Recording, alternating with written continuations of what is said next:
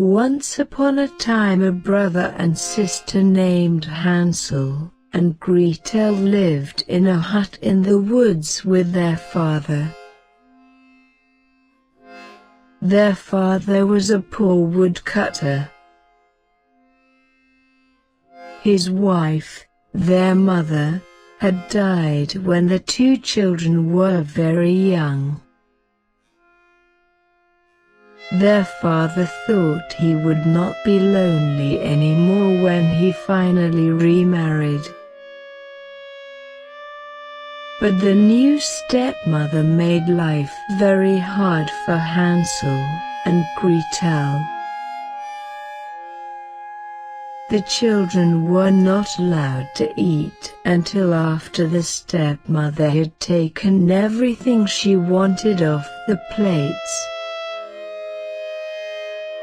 Most of the time, there was only a crust of bread left. And all day long were hard chores for them to do. Hansel and Gretel tried to tell their father about this, but he would not hear of it. It seemed the only one he would listen to was his wife. And all the stepmother talked about was how much trouble it was to have children in the hut, and how much she wished they would go away forever. Each day there was less and less food for the boy and girl to eat. Yet the stepmother gave them more and more hard work to do. One day Gretel begged her father, "Please, father. All day long we work hard and we're hungry." But the stepmother slapped her face. "You ungrateful brats," she yelled. "You will eat us out of house and home." That night the two children were not allowed to sleep in the hut. Outside in the cold, they shivered and tried to keep each other warm. Winter was coming, and the clothes they wore were so thin it felt almost as if they had no clothes on at all.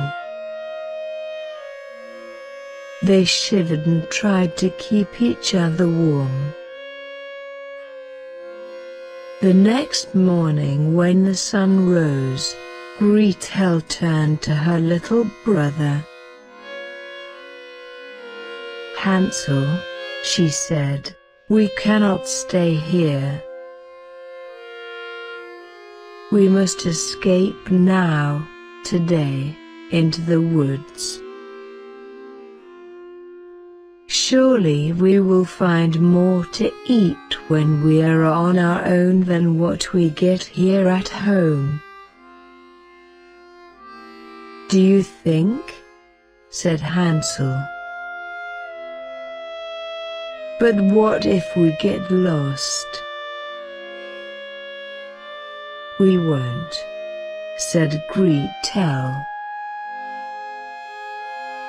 "I will take bread. We will drop breadcrumbs behind us. If we have to, we can follow the crumbs back home." And so the two of them went off into the woods and left their hard life behind. They went deeper and deeper into the woods. Gretel was careful to drop one crumb and then after a bit, another. But alas! They looked and looked for any sign of something to eat, an apple tree, pear tree, some nuts on the ground, or even dried up berries. There was nothing to eat. They got hungrier and hungrier. At last, poor Hansel and Gretel knew they must return to their hut or they would surely starve. They would just need to find the breadcrumbs and that would lead them home. Yet when they looked for breadcrumbs, there were none to be found. All the breadcrumbs were gone. A bird whooshed up into the air and in its beak was a large crumb. Hansel and Gretel were struck with grief. Other birds must have taken all their breadcrumbs. A wolf howled in the distance. The sun was setting. Hansel and Gretel were lost and hungry. Now they were scared, too. Gretel, whispered Hansel in fear, "What will we do?" She did not know what to say. All she could do was to hug her little brother. Each minute it was getting darker and darker. Again, a wolf howled in the distance. All of a sudden, Gretel saw a small light shining far away. Could it be someone's hut this deep in the woods? "We must find out," cried Gretel. "Maybe whoever lives there is kind and will take us in." The two children sped as fast as they could to the light. When they got closer, they could not believe their eyes. If you can imagine, from top to bottom the hut was made all of candy. From its gingerbread roof, with frosting all over the walls, and with candies tucked into the frosting, what a sight to see! Gretel. Hansel cried out. Before Gretel could say, "I bet it will be okay if we have just a little taste," both of them were already biting off small chunks and licking the sweet candy.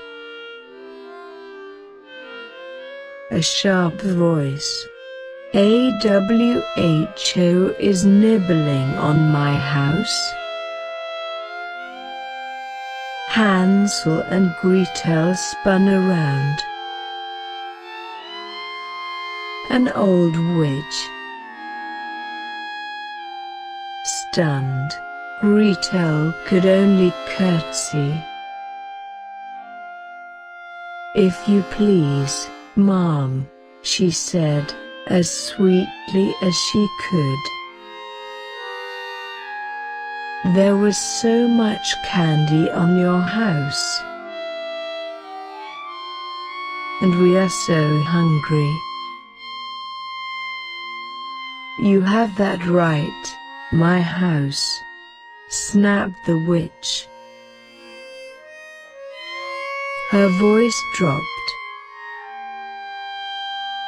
"Well then, said the witch in a gentler tone, "come inside. I'll get something for you to eat." Hansel and Gretel looked at each other in delight. They skipped into the witch's hut. They skipped into the witch's hut. A fine meal of soup and bread. As they licked the last crust of bread and looked around the hut, what the brother and sister saw made their hearts turn cold. Piles and piles of bones in the corners. Yet the two children were very tired, and so they slept. The next morning when they woke, Hansel found himself locked in a cage. The witch roared, "That's where your brother will stay. Every day I will fatten him up. Soon he will make me a fine dinner." She laughed and laughed, rubbing her hands with glee. "Till then," she said sharply to Gretel, "you will work for me." Indeed, Hansel was well fed and Gretel worked hard all day doing chores for the witch. Each morning the witch said to the boy, "Show me your finger. I will feel how plump you are getting." For the old witch could not see well. Hansel held out his finger as he was told. The witch smiled when she felt how plump he was getting. "Gretel," Hansel whispered in fear. "What are we to do? Soon I will be plump enough and the witch will want to eat me." His sister wished she had a plan, but could not think of anything. "Gretel," Hansel whispered in fear. "What are we to do?" One night, when the witch was sleeping, Gretel had an idea. She picked up a bone from one of the piles on the floor and woke her brother. "Hansel," she said, "the next time the witch asks to see your finger, hold out this bone to her instead." The next morning, he did just that. "HMPH," said the witch, touching the bone and thinking it was the boy's finger. "This is going to take longer than I thought. At least I have more time," Gretel thought. But still, she could not think of any way they could get out of there. Each morning when the witch said, "Show me your finger," Hansel held out the thin bone. One day the witch yelled, "I will not wait another day." The boy will be my dinner tonight, no matter how skinny he is. The witch ordered Gretel to start the fire in the oven at once. She must get it very hot. Gretel worked as slowly as she could. Why was the witch looking at her with such a sly smile? "Dear dear," said the witch with a slow grin. "Go inside the oven, won't you? Tell me if it is hot enough." Gretel's heart skipped a beat. If she did that, the witch could push her inside and she would eat them both. She looked down. "I'm not sure how to tell." "Go inside the oven, won't you?" "Nonsense," said the witch. "Nothing could be easier. Just go in."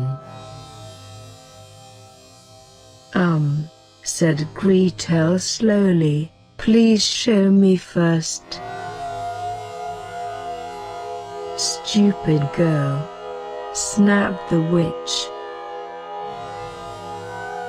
Mumbling and grumbling, she stepped in the oven.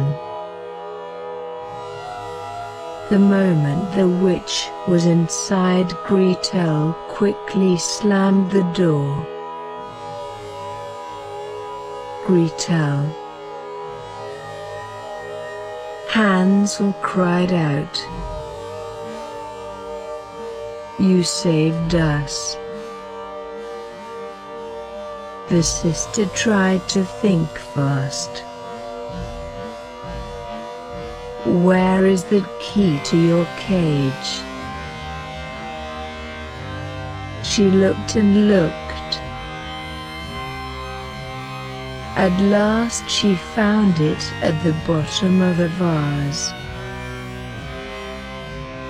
She freed her brother from the cage right away. Then she went back to that vase. For what had she felt under the key? Why, the vase had precious jewels inside. Then she went back to that vase. With their pockets filled with the jewels, they ran outside as fast as they could.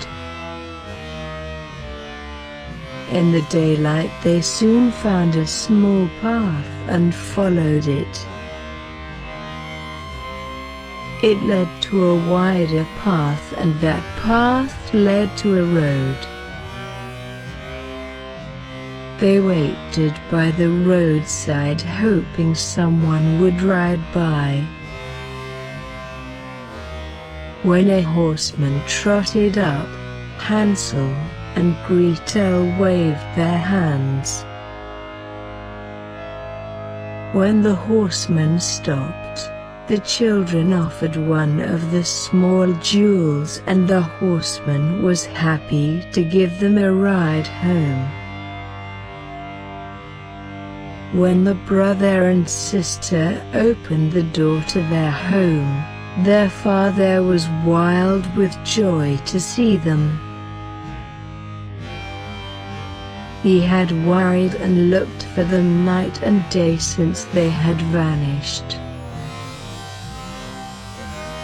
They learned their stepmother died very soon after they left. For many years to come, Hansel and Gretel lived very happily with their father in the hut in the woods.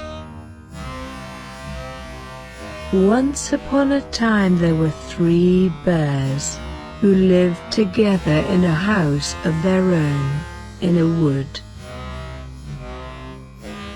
One of them was a little wee bear, and one was a middle-sized bear, and the other was a great big bear.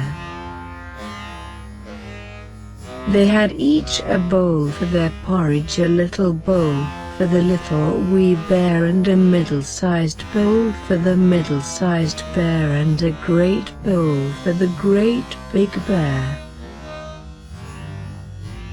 And they had each a chair to sit in, a little chair for the little wee bear, and a middle-sized chair for the middle-sized bear, and a great chair for the great big bear.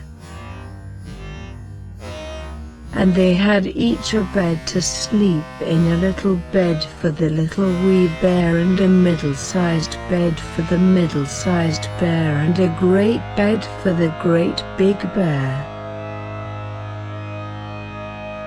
One day, after they had made the porridge for their breakfast, and poured it into their porridge bowls, they walked out into the wood while the porridge was cooling, that they might not burn their mouths by beginning too soon, for they were polite, well-brought-up bears.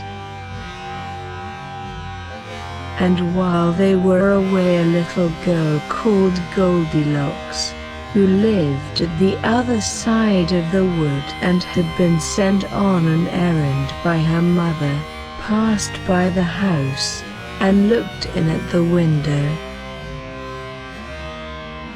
And then she peeped in at the keyhole, for she was not at all a well-brought-up little girl. Then, seeing nobody in the house, she lifted the latch. The door was not fastened, because the bears were good bears, who did nobody any harm, and never suspected that anybody would harm them. So Goldilocks opened the door and went in, and well pleased was she when she saw the porridge on the table. If she had been a well-brought-up little girl, she would have waited till the bears came home, and then, perhaps, they would have asked her to breakfast, for they were good bears, so a little rough or so, as the manner of bears is, but for all that very good-natured and hospitable. But she was an impudent, rude little girl, and so she set about helping herself. First she tasted the porridge of the great big bear, and that was too hot for her. Next she tasted the porridge of the middle-sized bear, but that was too cold for her.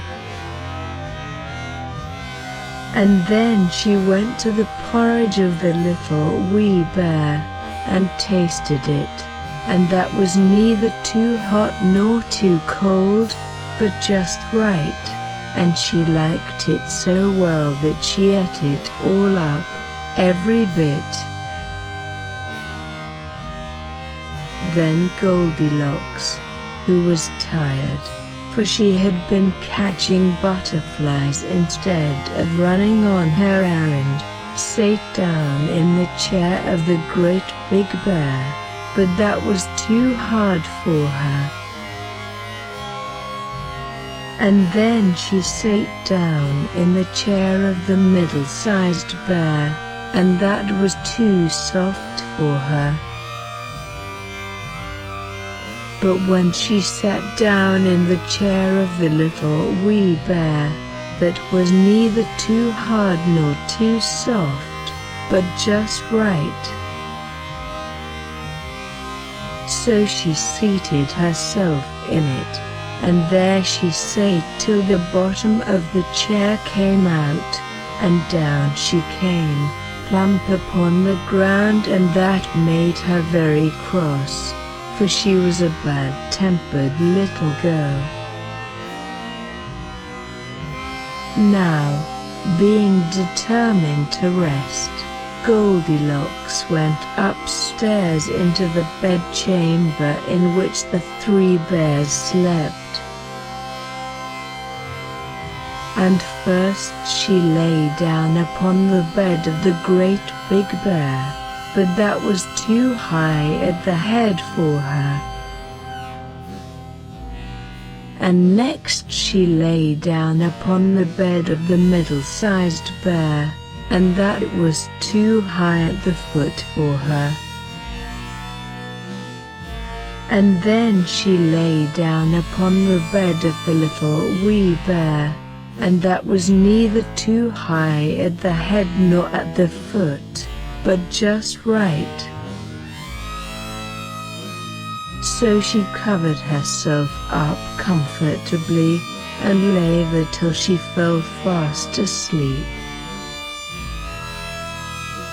By this time the three bears thought their porridge would be cool enough for them to eat it properly, so they came home to breakfast. Now careless Goldilocks had left the spoon of the great big bear standing in his porridge. "Somebody has been at my porridge," said the great big bear in his great, rough, gruff voice. Then the middle-sized bear looked at his porridge and saw the spoon was standing in it too. "Somebody has been at my porridge," said the middle-sized bear in his middle-sized voice. Then the little wee bear looked at his, and there was the spoon in the porridge bowl, but the porridge was all gone. "Somebody has been at my porridge, and has eaten it all up," said the little wee bear in his little wee voice. Upon this the three bears, seeing that someone had entered their house, and eaten up the little wee bear's breakfast, began to look about them. Now the careless Goldilocks had not put the hard cushion straight when she rose from the chair of the great big bear. "Somebody has been sitting in my chair," said the great big bear in his great, rough, gruff voice. And the careless Goldilocks had squatted down the soft cushion of the middle-sized bear. "Somebody has been sitting in my chair," said the middle-sized bear in his middle-sized voice. "Somebody has been sitting in my chair, and has sate the bottom through," said the little wee bear in his little wee voice. Then the three bears thought they had better make further search in case it was a burglar, so they went upstairs into their bedchamber. Now Goldilocks had pulled the pillow of the great big bear out of its place. "Somebody has been lying in my bed," said the great big bear in his great, rough, gruff voice. And Goldilocks had pulled the bolster of the middle-sized bear out of its place. "Somebody has been lying in my bed," said the middle-sized bear in his middle-sized voice.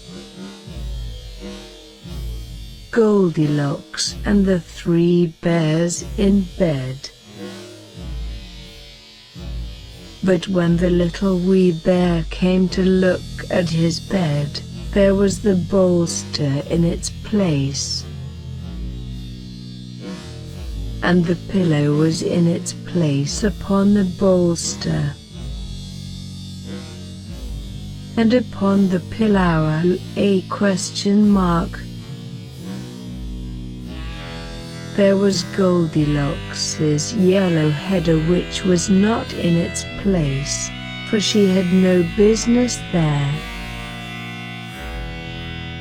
"Somebody has been lying in my bed, and here she is still,"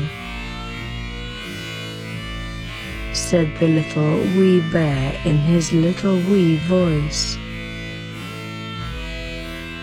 Now Goldilocks had heard in her sleep the great, rough, gruff voice of the great big bear, but she was so fast asleep that it was no more to her than the roaring of wind, or the rumbling of thunder.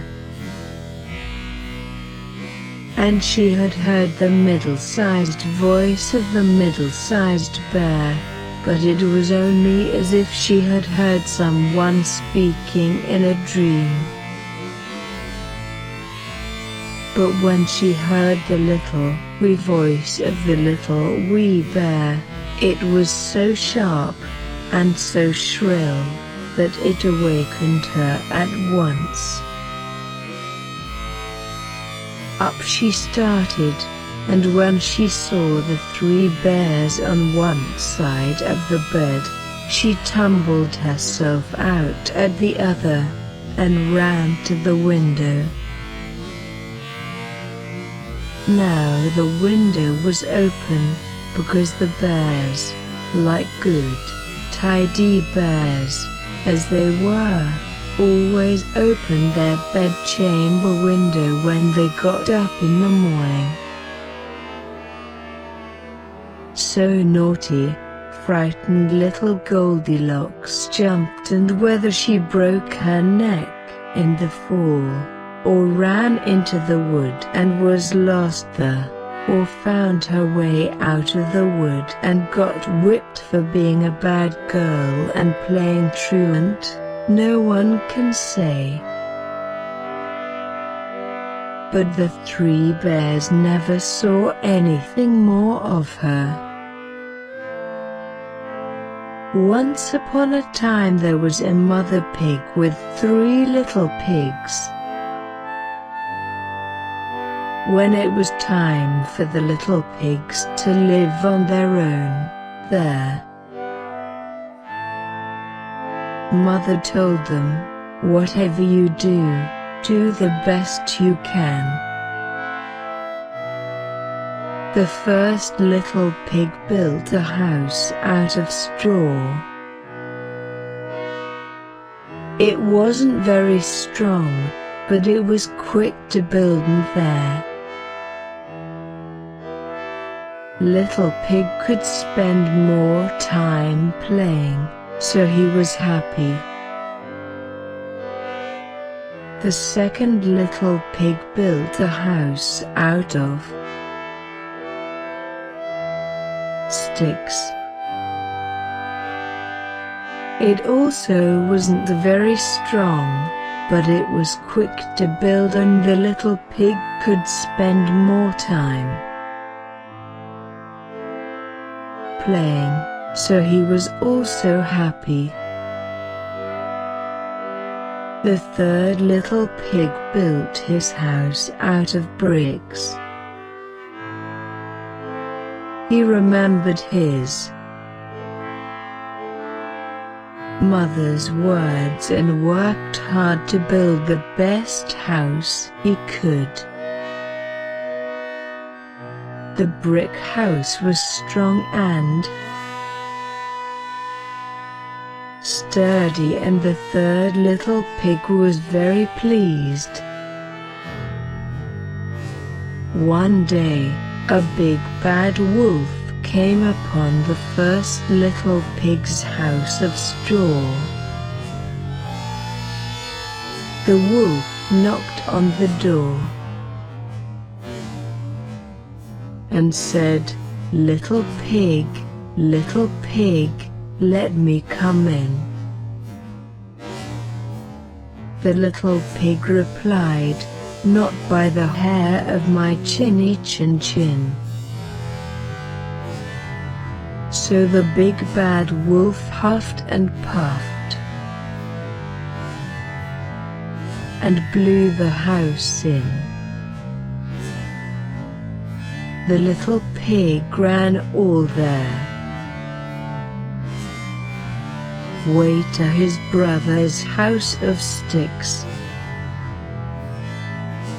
The next day, the big bad wolf came upon their second little pig's house of sticks.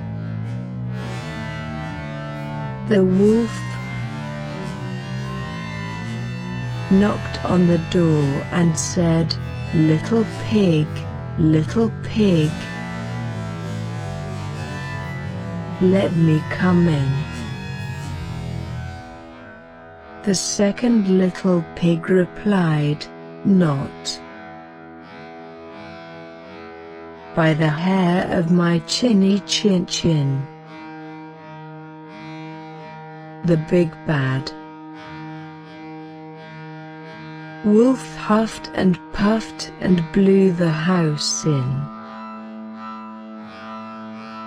There, two little pigs ran all the way to their brother's house of bricks.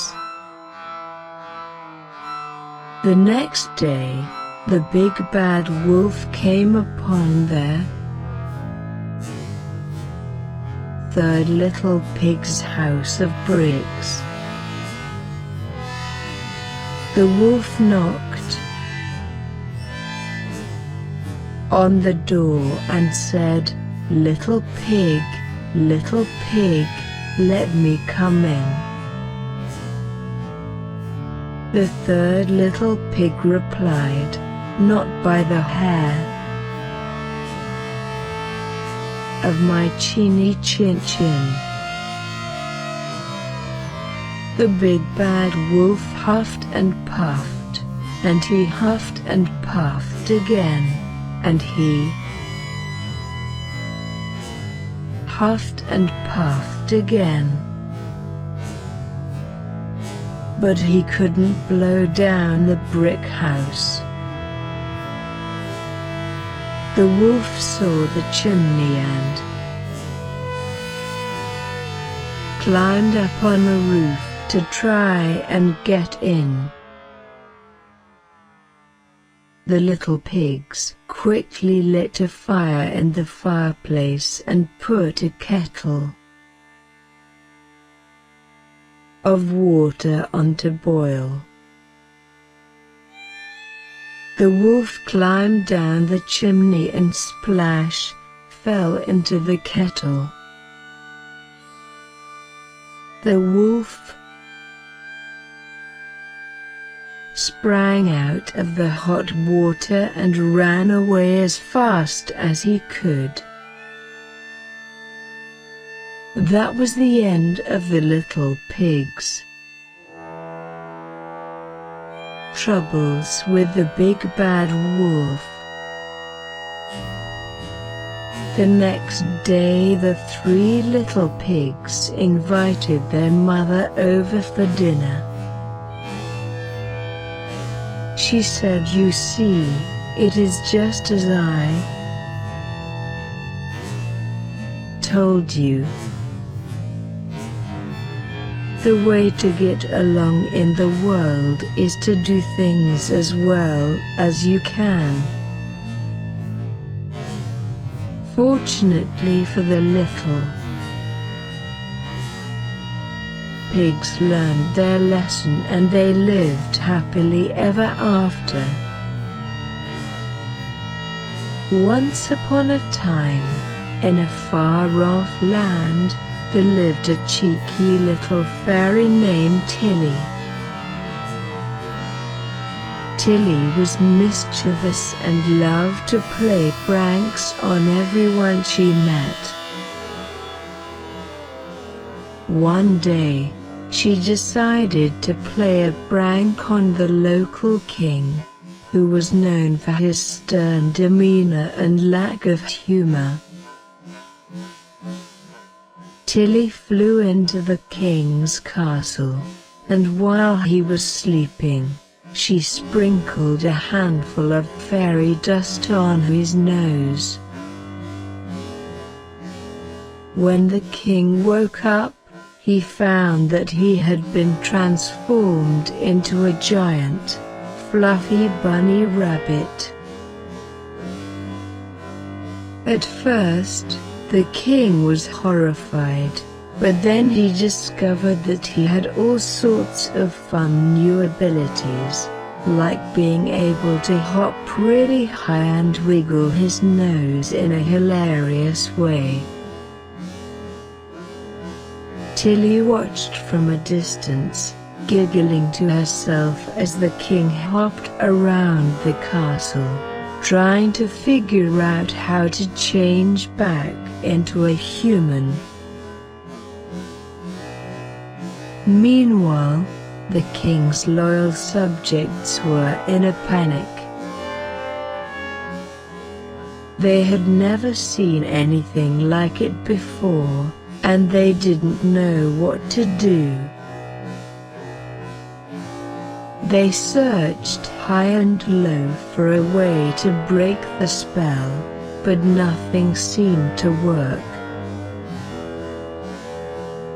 Finally, a wise old owl came to the castle and told the king that the only way to break the spell was to do something completely out of character.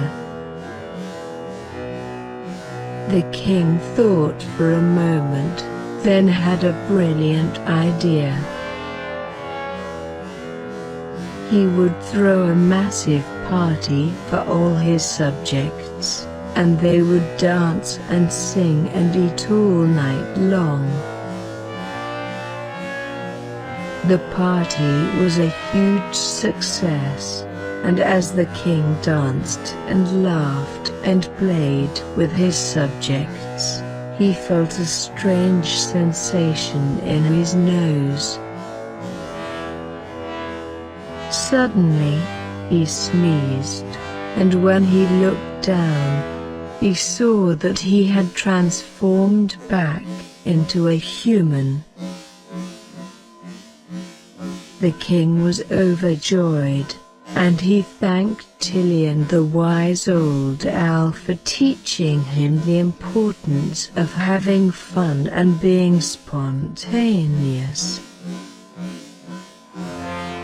From that day on, the king was known as the happiest and the most playful ruler in all the land, and Tilly continued to play pranks and bring laughter wherever she went. Once upon a time there was a dear little girl who was loved by everyone who looked at her, but most of all by her grandmother, and there was nothing that she would not have given to the child.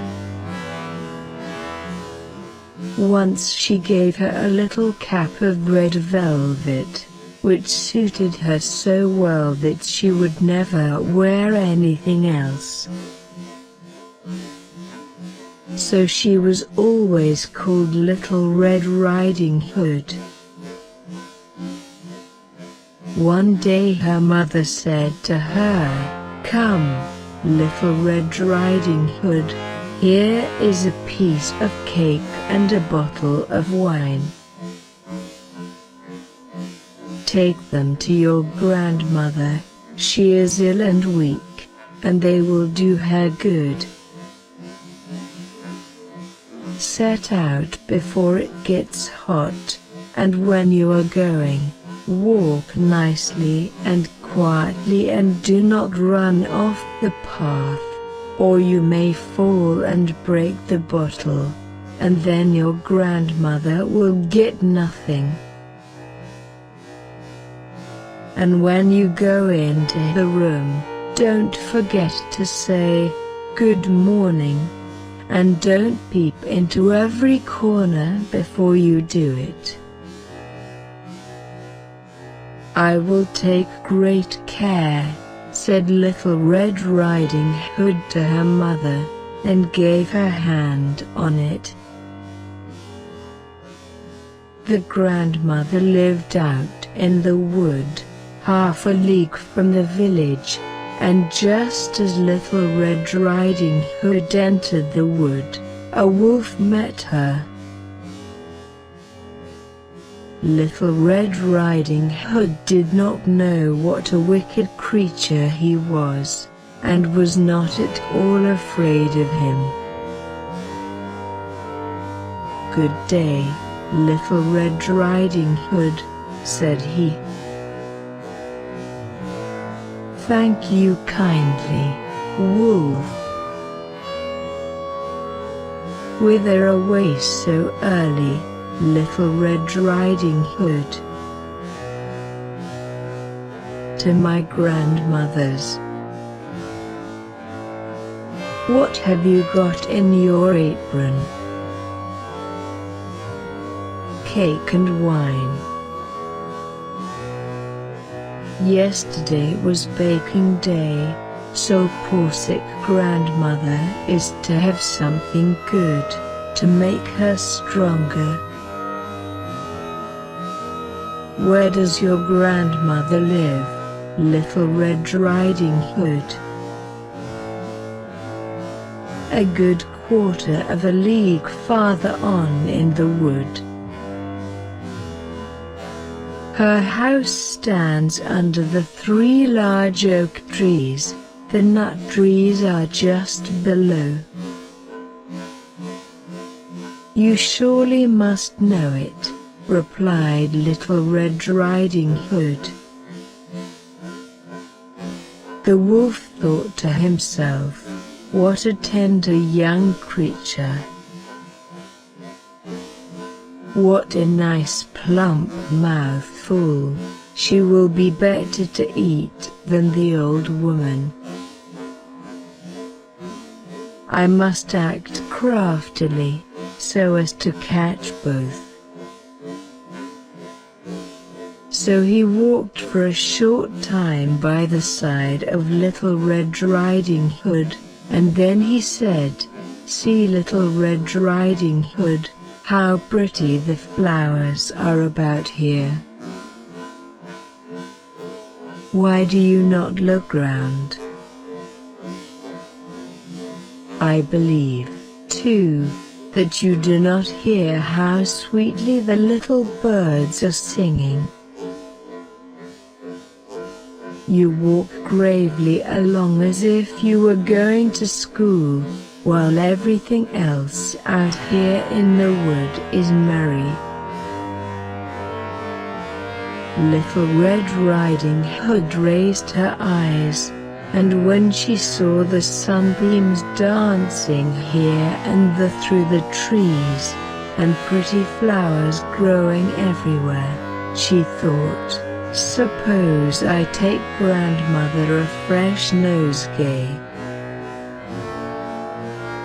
That would please her too. It is so early in the day that I shall still get there in good time." And so she ran from the path into the wood to look for flowers. And whenever she had picked one, She fancied that she saw a still prettier one farther on, and ran after it, and so got deeper and deeper into the wood. Meanwhile the wolf ran straight to the grandmother's house and knocked at the door. "Who is there?" "Little Red Riding Hood," replied the wolf. "She is bringing cake and wine." "Open the door." "Lift the latch," called out the grandmother. "I am too weak, and cannot get up." The wolf lifted the latch, the door sprang open, and without saying a word he went straight to the grandmother's bed, and devoured her. Then he put on her clothes, dressed himself in her cap, laid himself in bed and drew the curtains. Little Red Riding Hood, however, had been running about picking flowers, and when she had gathered so many that she could carry no more, she remembered her grandmother, and set out on the way to her. She was surprised to find the cottage door standing open, and when she went into the room, she had such a strange feeling that she said to herself, "Oh dear, how uneasy I feel today, and at other times I like being with grandmother so much." She called out, "Good morning," but received no answer. So she went to the bed and drew back the curtains. There lay her grandmother with her cap pulled far over her face, and looking very strange. "Oh, grandmother," she said, "what big ears you have! The better to hear you with, my child," was the reply. "But, grandmother, what big eyes you have," she said. "The better to see you with, my dear." "But, grandmother, what large hands you have. The better to hug you with." "Oh, but, grandmother, what a terrible big mouth you have. The better to eat you with." And scarcely had the wolf said this, than with one bound he was out of bed and swallowed up Little Red Riding Hood. When the wolf had appeased his appetite, he lay down again in the bed, fell asleep and began to snore very loud. The huntsman was just passing the house, and thought to himself, "How the old woman is snoring. I must just see if she wants anything." So he went into the room, and when he came to the bed, he saw that the wolf was lying in it. "Do I find you here, you old sinner?" said he. "I have long sought you." Then just as he was going to fire at him, It occurred to him that the wolf might have devoured the grandmother, and that she might still be saved, so he did not fire, but took a pair of scissors, and began to cut open the stomach of the sleeping wolf. When he had made 2 snips, he saw the little Red Riding Hood shining, and then he made 2 snips more, and the little girl sprang out, crying, "Ah, how frightened I have been!" How dark it was inside the wolf. And after that the aged grandmother came out alive also, but scarcely able to breathe. Little Red Riding Hood, however, quickly fetched great stones with which they filled the wolf's belly, and when he awoke, he wanted to run away, but the stones were so heavy that he collapsed at once, and fell dead. Then all 3 were delighted. The huntsman drew off the wolf's skin and went home with it. The grandmother ate the cake and drank the wine which Little Red Riding Hood had brought, and revived, but Little Red Riding Hood thought to herself, "As long as I live, I will never by myself leave the path, to run into the wood, when my mother has forbidden me to do so." It is also related that once when Little Red Riding Hood was again taking cakes to the old grandmother, another wolf spoke to her, and tried to entice her from the path. Little Red Riding Hood, however, was on her guard, and went straight forward, on her way, and told her grandmother that she had met the wolf, and that he had said good morning to her, but with such a wicked look in his eyes, that if they had not been on the public road she was certain he would have eaten her up. "Well," said the grandmother, "we will shut the door, that he may not come in." Soon afterwards the wolf knocked, and cried, "Open the door, grandmother, I am Little Red Riding Hood, and am bringing you some cakes."